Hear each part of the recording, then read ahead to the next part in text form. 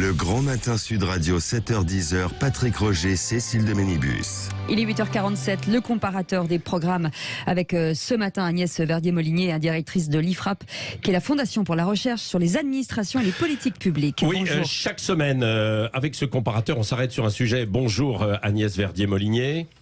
Bonjour. Le sujet ce matin de la fraude sociale, parce que c'est dans tous les programmes pour la présidentielle, ça revient d'ailleurs en permanence.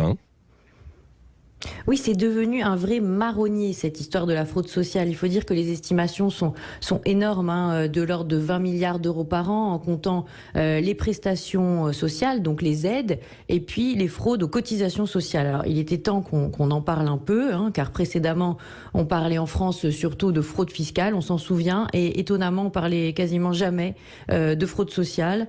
Et cette dernière était en quelque sorte acceptée un peu comme un élément de notre modèle social. Oui. Est-ce que ce n'est pas en train de changer, Agnès Verdier-Molinier, franchement ?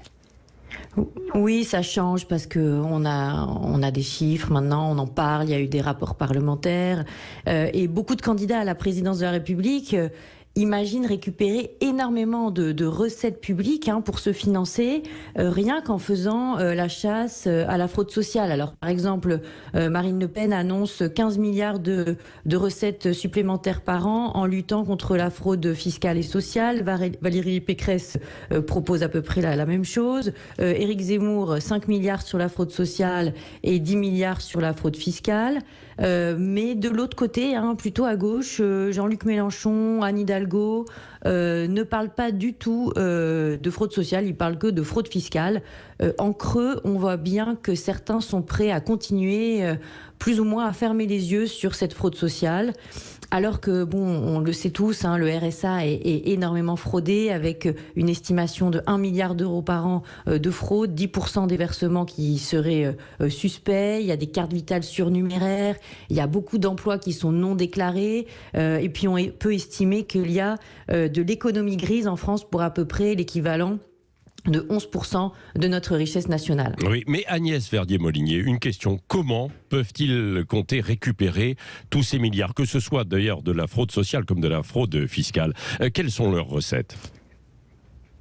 C'est là que c'est beaucoup plus flou en fait. Ouais. C'est-à-dire que on voit bien ce qu'ils veulent récupérer, on voit pas trop bien comment ils vont y arriver, parce que contrairement à ce qui se passe dans d'autres pays, aucun candidat ne propose de rendre imposables les aides sociales versées en complément de revenus. Ils proposent pas non plus de plafonner ces aides ou de fusionner la carte vitale avec la carte d'identité et les rendre biométriques comme ça se passe en Belgique, et ça fonctionne très bien, et on n'a plus de problème justement de contrôle d'identité de ceux qui sont bénéficiaires. Donc on comprend qu'il y a des objectifs hyper ambitieux, mais qu'il n'y a pas tellement le chemin pour y aller, l'explication de texte sur comment ils vont récupérer tous ces milliards. Oui, c'est ça. Quels sont les problèmes alors, justement ? Le problème, c'est d'imaginer qu'on va récupérer énormément, 10-15 milliards sur la fraude fiscale et sociale, et que ça permette d'annoncer en face des dépenses équivalentes, et qu'en fait, en réalité, ce soit pas du tout cohérent par rapport à ce qui est proposé par les candidats. Donc ces montants-là, on peut y arriver que si on fait une énorme réforme en profondeur de notre modèle social, par exemple en faisant comme dans les pays du nord de l'Europe, en supprimant petit à petit les minima sociaux ou les indemnités chômage quand ceux qui en bénéficient refusent de retourner vers l'emploi déclaré. Donc 1, 2, 3 refus d'emploi, ça devrait donner des suppressions d'aides et de minima sociaux. Mais ça, c'est pas du tout proposé non plus par les candidats. Et donc on peut craindre une chose, c'est que s'il n'y a pas de nouvelles mesures qui sont dévoilées dans les prochaines semaines, tous ces milliards annoncés de récupération sur la fraude soient un peu illusoires. Oui. Merci beaucoup Agnès Verdier-Molinier. C'est passionnant, c'est intéressant. Merci, et c'est un sujet évidemment fondamental aussi de cette présidentielle qui, vous l'avez dit, est quand même un peu abordé, alors que souvent on le remet en fait à chaque fois. C'est un marronnier, comme vous l'avez dit. Merci Agnès Verdier-Molinier. Chaque semaine donc avec votre comparateur, directrice de l'IFRAP, et votre dernier livre, je le rappelle, Le vrai état de la France, c'est publié aux éditions de l'Observatoire.